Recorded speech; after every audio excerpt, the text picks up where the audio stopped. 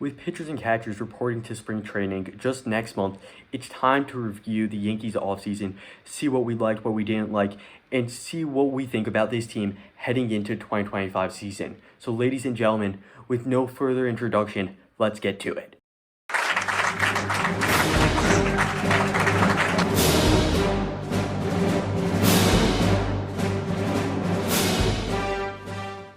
So obviously the headline of the offseason was the Yankees missing out on Juan Soto and what they did to replace him. And obviously after missing out on Soto, they brought in Max Fried, Devin Williams, Paul Goldschmidt, and Cody Bellinger. So let's break that down and see how this roster compares to the 2024 roster. What they do with the pitching staff, they started with the pitching staff, and what they did with the pitching staff was great. After having a great pitching staff in 2024, their team ERA was 3.74, which is 7th in Major League Baseball, which is very good, especially for Yankee standards. Then they brought in Max Fried, who is a top 5 starter in the MLB, and the only rank on him was that he's injury prone. But in the past couple of years, he only has one extensive IL stint. He's not really injury prone anymore. He's a great asset to add to an already great pitching staff. And then they also brought in Devin Williams, who not per me a Yankees fan, but per MLB on Fox in their latest ranking, is going into 2025 as the top relief pitcher in the MLB. And that's where the end of what I like is. On the other side, the lineup, there's a lot of questions. Obviously, Juan Soto was a great asset in this lineup. He produced a lot of RBIs, and he was also great lineup protection for Judge. And they had to replace that, and they didn't really do such a great job. And now going into the 2025 season, we have a lot of question marks.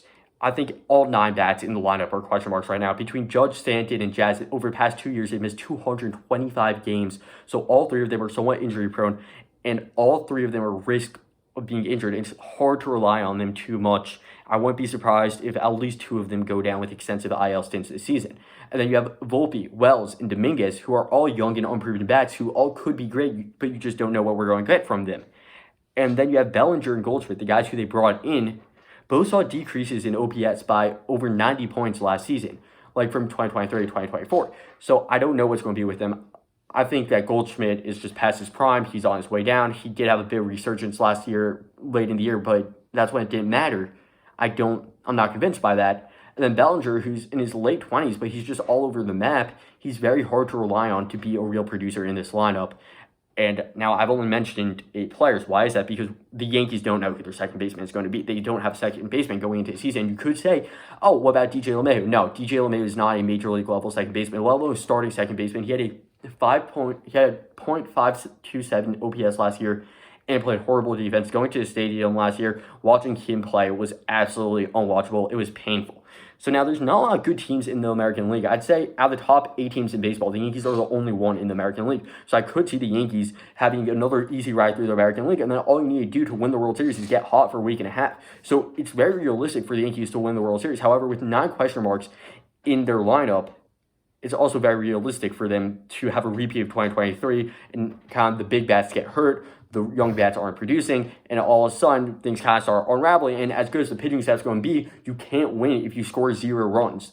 And I'm very concerned about this Yankees lineup. I think they have a lot of work to do. They want to go into the 2025 season with a confident feeling. That's my opinion. Let me know what you think about this 2025 Yankees team in the comment section below. Thank you for watching.